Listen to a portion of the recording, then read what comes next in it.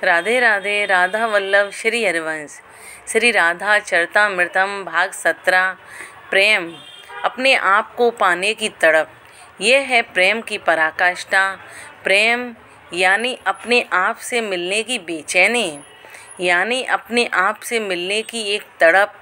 पर इस प्रेम में मात्र अपना प्रिय ही दिखाई देता है ना, अपना मान न अपमान। प्रेमी इन सब से परे हो जाता है। महर्षि सांडिल वज्रनाभ को श्री राधा चरित सुनाते हुए भाव रस में निमग्न हो रहे थे। मानापमान से दूर होना हे वज्रनाभ कोई छोटी स्थिति नहीं है, पर प्रेम की महिमा निराली है।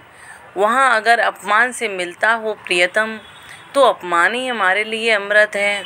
और ये बात भी ध्यान देने की बात है कि अगर मान अपमान का ध्यान है तो वह प्रेम ही नहीं है। चातक पक्षी मांगता है पानी, पर बादल बदले में ओले बरसाता है। पर इसके बाद भी चातक का प्रेम और बढ़ता है और बढ़ता ही जाता है बादल के प्रति।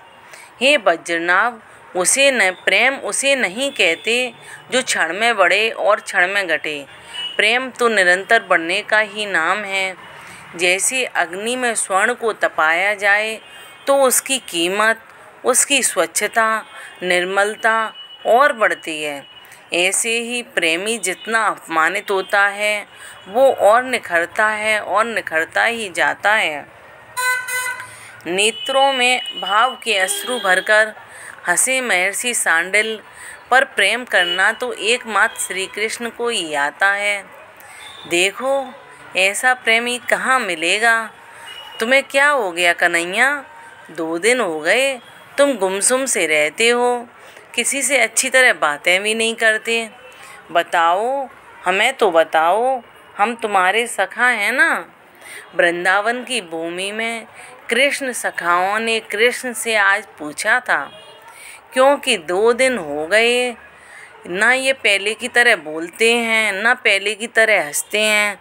कभी फूलों को देखते हैं, कभी मोरों को देखते हैं, कभी बहती हुई यमुना में त्राटक करते हैं।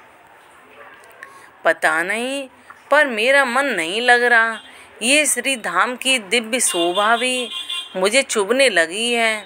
गुंजा की माला तोड़ दी थी ये कहते हुए, या टूट गई थी।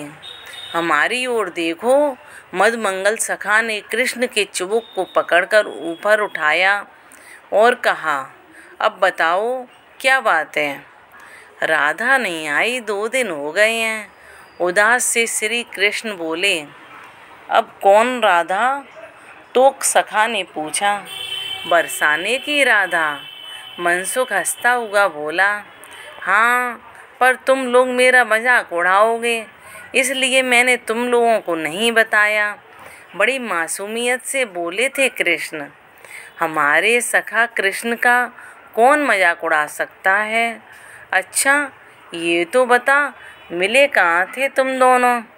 हंसते हुए मनसुख ने ही पूछा।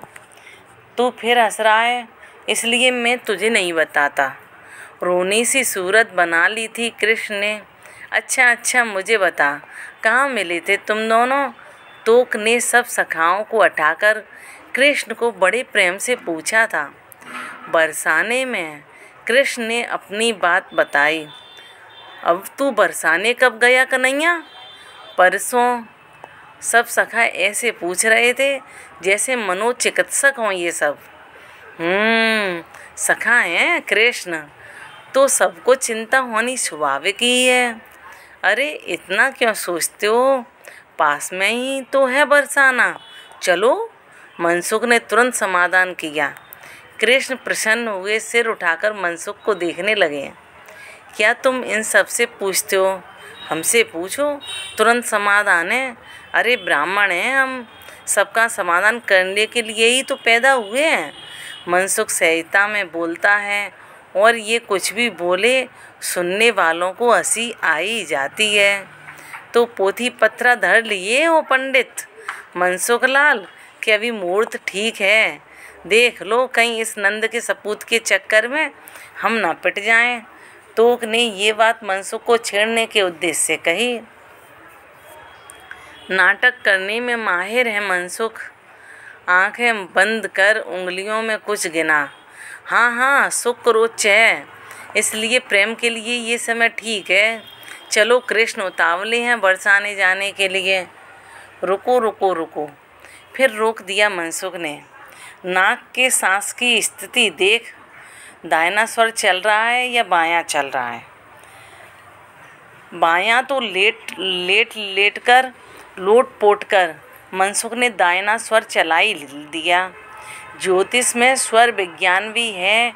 कोई भी कार्य करने से पहले नाक से सांस किस तरफ से निकल रही है देख लो।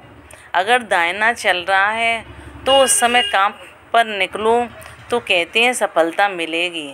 अगर बायां स्वर चल रहा है तो रुक जाओ। चलो, अब ठीक है।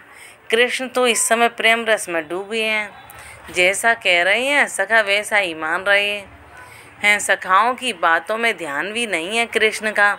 उनका समूचा ध्यान तो ब्रजवान नंदिनी की ओर ही है। चल दिए बरसाने की ओर सब सखा मिलकर। आज किसी ने कुछ नहीं खाया है, क्योंकि जब कृष्ण ही नहीं खाएगा तब सखाओं के खाने का तो कोई मतलब ही नहीं है। और कृष्ण को भूख कहाँ। जेठ का महीना अभी अभी लगा ही है, पर सूर्य का ताप अपने चरम पर है। बरसाने में बृषभान जी के महल के पीछे छुपे हैं सब। श्री राधा रानी कब निकलेंगी महल में से कोई भी आता जाता है तो सब धीरे से बोल उठते हैं, श्री राधा निकली। ये सुनते ही टकटकी लगाकर कृष्ण देखने लग जाते हैं। अपने हृदय की धड़कन को भी रोक लेते हैं, पर नहीं, फिर उदासी हो जाते हैं। पसीने से नहा रहे हैं श्री कृष्ण। गर्मी आज ज़्यादा ही है। तभी पायल की आवाज़ आई। कृष्ण ने सुनी। वही सुगंध। अब पहचानते हैं कृष्ण। क्यों नहीं पहचानेंगे? अपने आप को नहीं पहचानेंगे क्या? आगे बढ़े तो सामने से दौड़ी हुई श्री राधा अपने महल की ओर जा रही थी। कृष्ण ने देखा तो वो तो जड़वत खड़े रह गए। कितना अद्भुत सौंदर्य, अलौकिक सौंदर्य। वे तो वहीं ठिठक गए। पर श्री राधा रानी चली गईं अपने महल के भीतर। कृष्ण दौड़े। पाँव में कुछ पहने नहीं थी श्री राधा रानी, इसलिए जमीन पर श्री राधा रानी के चरण चिन्ह बन गए। श्री कृष्ण ने देखा, ओह! फिर आकाश की ओर देखा। सूर्य की गर्मी तो बढ़ती ही जा रही थी और नेत्रों से जल बरस पड़े। बैठ गए वहीं श्री राधा रानी के चरण चिन्ह के पास। निकाली अपनी पीताम्बरी और चरण चिन्ह के ऊपर पीताम्बरी से छाया करने लगे।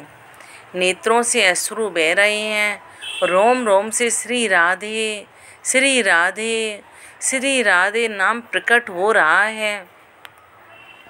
सखा सब आए, सबने श्री कृष्ण को संभाला। चलो चलो अब, हे श्री कृष्ण चलो, इस तरह से मत बैठो। यहाँ देखो कितनी गर्मी है, सूर्य का ताप कितना है। सब सखा बोलने लगे थे। नेत्रों से अश्रु निरंतर बहते ही जा रहे थे श्री कृष्ण के।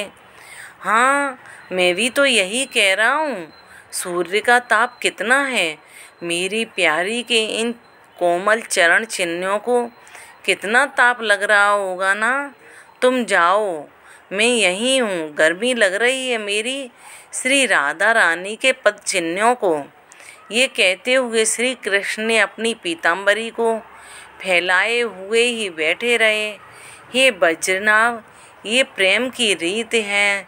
इसे केवल ये श्याम सुंदर ही जानते हैं। ये बड़ी विलक्षण है। इसे बुद्धि से कौन समझ पाया है आज तक। ये तो हृदय में ही खिला हुआ फूल है। प्रीति की रीत रंगीलो ही जाने। यद्यप अखिल लोक चूड़ामण दीन अपन पो माने। जय श्री हरिवंश। राधे राधे।